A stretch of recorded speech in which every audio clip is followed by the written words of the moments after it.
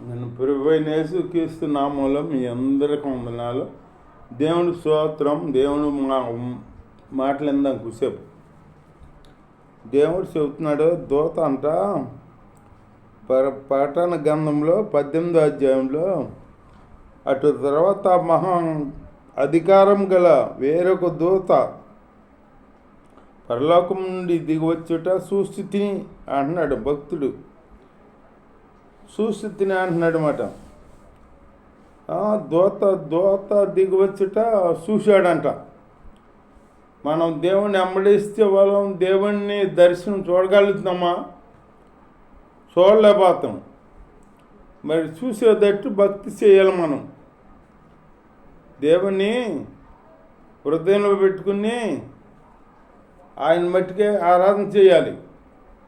అంతేగాని అదేమైపోతుందో ఇదేమైపోతుందో అని అనుకున్నామనుకో, చర్చికి వచ్చి ఇది నీ హృదయంలోకి చేరదు. హృదయంలోకి చేరాలన్నమాట. దేవుణ్ణి మనసారా స్తుతించే బిడ్డగా ఉండాలి నువ్వు. దేవుడి స్తోత్రం. హల్లెలూయా. దిగవచ్చుట చూస్థితిని అతని మహిమ చేత భూమి ప్రకాశించానంట. అతని మహిమ చేత భూమి ప్రకాశించిందంట. అతడు గొప్ప స్వరంతో ఆర్భాటించి ఇట్లా అనెను. గొప్ప స్వరంతో ఆర్భాటించి ఇట్లా అన్నాడంట, మహాబబులోను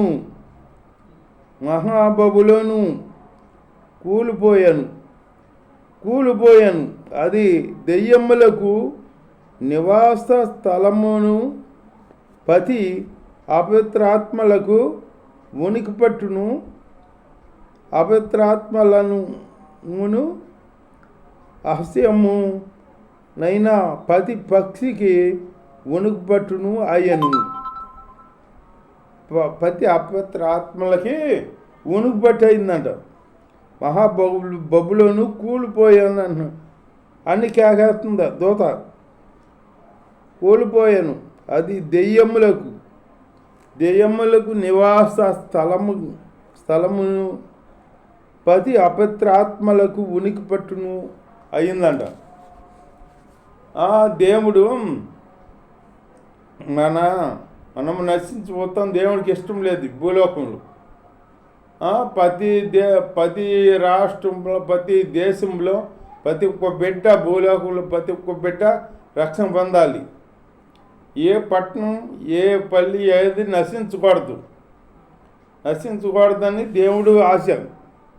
అంతటా అందరు రక్షణ పొందాలి. వీళ్ళేమో ఏమవుతున్నారు, మహాబబులోనంట దెయ్యములకు నివాస స్థలం అయిందంట. దెయ్యములకు దేవుడి సన్నిధి మన పరిశుద్ధులు, మనం వెళ్ళి ఆరాధన చేసే పరిశుద్ధ బంధం అది. అంతేగాని అపవిత్రంలో ఎవరి మడితే వాళ్ళు వచ్చి అక్కడ ఆరాధన చేస్తాం, అక్కడ ఐశ్వర్యం అపవిత్రమైన వ్యాపారం చేస్తాం. అట్లా ఉండకూడదు. ఉంటే పవిత్రమైన స్థలం అది, మనం అపవిత్రంగా చేస్తున్నాం. అందుకే యేసయ్య ఒకసారి అన్నాడు, దేవాలయంలో పక్షుల్ని, పామురాముల్ని, ఊళ్ళని ఇటు నమ్ముకునే వాళ్ళని, అందరినీ కాసులు అమ్ముకునే వాళ్ళని అవి సెలా చేసేసి తాడు తీసుకుని కొర్ర లేక చేసి వాళ్ళందరూ తరిమేసాడంట. నా తండ్రి మందిరం సమస్త జనులకి మందిరం, ప్రార్థన మందిరం అనబడింది. దాన్ని మీరు అపవిత్రంగా మారుతారా? వ్యాపారకిల్లుగా మారుతారా మీరు అని వాళ్ళ తరివాడంట యేసయ్య. అక్కడ కోపం వచ్చింది యేసయ్యకి. యేసయ్య కోపడినోడు అక్కడ కోపడ్డమాట. దేవుని మందిరాన్ని పాడు చేస్తే ఊరుకోడు దేవుడు. దేన్నైనా పాడు చేస్తే నిన్ను అంతటు పట్టించుకోడు. కానీ దేవుని మందిరాన్ని పాడు చేస్తే నిన్ను పాడు చేస్తాడు. దేవుని మందిరం అంటే ఇది మనుషులు కట్టింది కాదు మందిరం. ఆయన మన ఉదయమే ఆయనకి మందిరం. అపరిదైన మనం సరిపోకూడదు. చెడ్డ మాటలు అందులో చెడ్డ అన్నీ ఉంటే ఎట్లా అవుద్ది? ఆ హృదయం మంచిగా పరిశుద్ధంగా ఉండాలి. అపవిత్రమైన మాటలు అందుట్లో ఉన్నాయి అనుకో, అపవిత్రమైన ఉండి అపవిత్రమైన చేతం ఉన్నామనుకో. అందుకే అంటున్నాడు ఉనికి బట్టి అయిందంట, దెయ్యములకు ఉనికి బట్టి అయిందంట. అట్లా కాకూడదు. ఈ ఉదయం దేవుడికి ఇవ్వాలి మనం. దేవుని మందిరము ఇది. నీ హృదయమే నా ఆలయం అన్నాడు దేవుడు. ఆ హృదయాన్ని దేవుడికి పవిత్రంగా ఉంచి పవిత్రంగా ఆయన్ని అనుకోవాలి. ఆ హృదయంలో ఆయన్ని ఆహ్వానించాలి మనం. నా హృదయంలోకి రా ప్రభువా అని ఆహ్వానించాలి మనం. ఆహ్వానించే బిడ్డలుగా ఉండాలన్నమాట. అలాంటి బిడ్డలుగా ఉండాలి. అలాంటి బిడ్డలుగా లేకపోతే దేవుడు నిన్ను ఎన్నాళ్ళు చూసినా నువ్వు ఫలించకపోతే చూస్తాడు. నేను ఇంకా ఫలిస్తా, నా బిడ్డ ఇంకా ఫలిస్తుంది, ఇంకా మంచిగా మారుతుంది, ఇంకా యథార్థంగా జీవిస్తుంది అని చూస్తాడు. బట్ట నువ్వు ఎప్పటికీ యథార్థంగా జీవించకుండా తప్పు మార్గాన్ని నడుస్తూ అపవిత్రమైన చేతూ ఉన్నావనుకో, నిన్నేం చేస్తాడో ఆ స్థానంలో తప్పించేస్తాడు ఇక్కడ. అందుకే యేసయ్య అంట ఒకసారి ఒక మార్గాన్ని వెళ్తూ ఉండగా ఒక అంజూరపు చెట్టు ఉందంట, కనపడిందంట. అంజూరపు చెట్టు ఉంటే అది పచ్చగా ఉందంట, ఆకులతో. పచ్చగా ఆకులతో ఉంటే పచ్చగా అంజూరపు చెట్టు ఆకులు పచ్చగా ఉన్నాయంటే కాయలు ఉన్నట్టేనంట. అట్టేనట. పచ్చగా ఆకులతో ఉంది కదా, కాయలు ఏమన్నా ఉన్నాయేమో దాన్ని చూద్దామని వెళ్ళాడంట. వెళితే కాయలు లేదు, ఏమీ లేదు. ఆకులు మట్టికి పచ్చగా ఉన్నాయి. అంటే వ్యాసదారంగా ఉందన్నమాట. అట్లా వ్యాసదారంగా నువ్వు ఉండకూడదు. లోన భక్తి బయట భక్తి ఉండకూడదు. లోన జీవితం బయట జీవితం ఉండకూడదు. అట్లా ఉన్నావనుకో దేవుడు నీ మొఖాన్ని ఉమ్మేయి ఉద్దేశించాడనమాట. ఉమ్మేయ ఉద్దేశిస్తున్నానని చెబుతున్నాడు దేవుడు.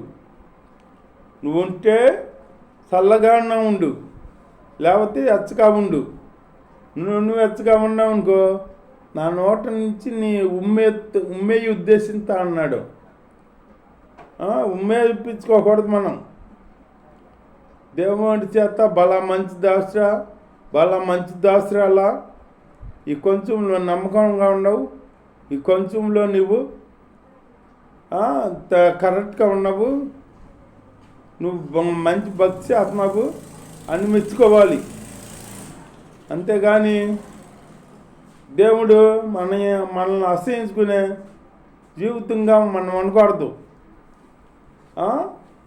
మన ఉదయం పవిత్రంగా ఉండాలన్నమాట. నిన్ను యథార్థంగా పుట్టించాడు దేవుడు.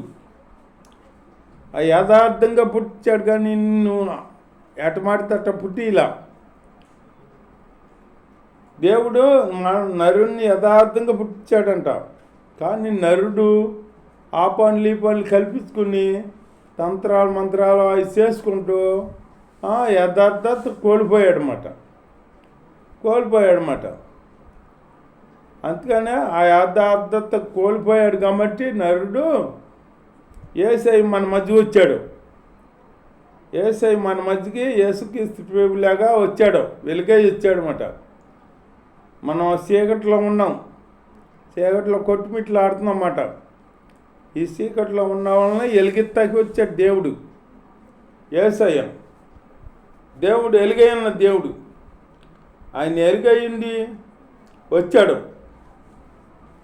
వస్తే ఆ వెలుగుని గుర్తిత్తలా యోహాను గ్రంథంలో ఉంటుంది. వెలుగు చీకట్లో సంచరిస్తుందంట ఎలుగు, కానీ ఆ వెలుగుని గుర్తిస్తుందంట అయ్యే మనిషి మానవులు. ఆ దేవుని గుర్తించకుండా అట్లాగే జీవిస్తూ అట్లాగే ఉంటుంటే దేవుడు ఎన్నాళ్ళు చూస్తాడు. ఇక్కడ అంజూరపు చెట్టుని చూశాడు ఒకసారి, ఆకులు తప్ప ఏమీ లేవు, అంటే వేస్తారిగా ఉంది, పైకి భక్తిగా ఉంది, లోన ఫలాలు లేవు. ఫలాలు లేని అంజూరపు చెట్టులాగా ఉండకూడదు, నువ్వు ఫలాలు కలిగిన అంజూరపు చెట్టులాగా ఉండాలి. అలాంటి జీవితం మనకి దేవుడు అనుగ్రహించాలని ప్రార్థన చేసుకోవాలి. అంతేగాని మనం భక్తి చేస్తే భక్తి ప్రతిఫలం ఉండాలి మనకి. మనం భక్తి యథార్థంగా చేసామనుకో, మనల్ని మెచ్చుకుని దేవుడు మన పక్షాన్ని ఎన్నో కార్యాలు చేస్తాడనమాట. దేవుడి స్తోత్రం. అట్లాగే దేవుడిని మెచ్చుకునే భక్తి చేయాలి మనం. దేవుడు మెచ్చుకోని భక్తి ఎన్నాళ్ళు చేసినా ఏం సుఖం. ఎక్కడ వేసామో ఎన్నో వస్త్రం అనుకో, ఎక్కడ వేసే గొంగలంటే అక్కడే ఉన్న కమ్ములని అట్లా ఉండకూడదు. మనం దిన అభివృద్ధి పొందాలి. మనం అభివృద్ధి పొందాలన్నమాట.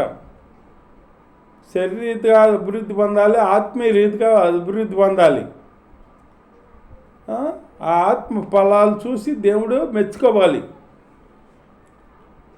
ఆ ఫలాలు ఫలిస్తే దేవుడు చూసి మెచ్చుకోవాలన్నమాట. పలా మంచి దాసుడా, పలా మంచి దాసుడు అలా అని దేవుడు మనం మెచ్చుకోవాలన్నమాట. అలాంటి భక్తి చేయాలి. అంతేగాని మనం ఈ లోకంలో ఉన్నాం. దేవుని నమ్ముకున్నప్పుడు ఒకే ఇది, దేవుని నమ్మకత్వం ఒకటే ఇది. అయితే ఎట్లాగ మనం దేవుని నమ్మకత్వం ఎట్లా ఉన్నామో, దేవుని నమ్ముకున్నప్పుడు అట్లా ఉండకుండా మంచిగా పవిత్రంగా జీవించాలి. మనం జీవిస్తే అప్పుడు దేవుడు చూసి నా బిడ్డ మంచిగా యథార్థంగా జీవిస్తుంది అని అప్పుడు మనకు తోడుగా ఉంటాడనమాట. దేవుడి స్తోత్రం. దేవుని మెచ్చుకునే భక్తి చేయాలి మనం. అంతేగాని దేవుడు అసహించుకునే భక్తి చేయకూడదు. ఇక్కడ అంజూరపు చెట్టుని చూసినప్పుడు అది వేస్తారతో ఉందన్నమాట. ఫలాలు ఏమీ లేకుండా ఉందన్నమాట. ఉండేటప్పటికి అప్పుడు దాన్ని చేపించేశాడు. ఇక నువ్వు ఎన్నటికీ కాయలు కాయకుండా ఉందువు గాక అన్నాడు. అని చెప్పించేటప్పటికి మరలా ఒకసారి అటు వచ్చినప్పుడు ఆ చెట్టు చచ్చిపోయిందంట. శిష్యులు అది చూసి అప్పుడు యేసయ్య నువ్వు శపించిన చెట్టు చనిపోయిందని అది చెప్పారంట. అట్లాగే యేసయ్య శపించాడనుకో, మన జీవితమేక సిగరించదు. మన జీవితమేక పతనమే. అట్లాగే యేసయ్య మనల్ని చెప్పించడు, దీవిస్తాడు కానీ చెప్పించడు. కానీ మనం ఎన్నటికీ మారకుండా అదే జీవితంలో ఉన్నామనుకో, అప్పుడు దేవుడు మనల్ని అసహించుకుంటాడనమాట. దేవుడు అసహించుకునే జీవితంలో మనం ఉండకూడదు. దేవుని గణపరిచే బిడ్డలుగా, దేవుని మహింపరిచే బిడ్డలుగా, ఆత్మ ఫలాలు వరాలు కలిగి మనం జీవించాలి. దేవుడితో సహజీవనం చేసుకునే బిడ్డలుగా ఉండాలన్నమాట. అలా ఉన్న బిడ్డలు ఉన్నారు బైబిల్లో. ఎలా జీవించి ధనాపేక్ష అయిన వాళ్ళు కాడ ఉన్నారు, వాళ్ళు నాశనం అయిపోయారు. దేవుని స్తోత్రం. హల్లెలూయా.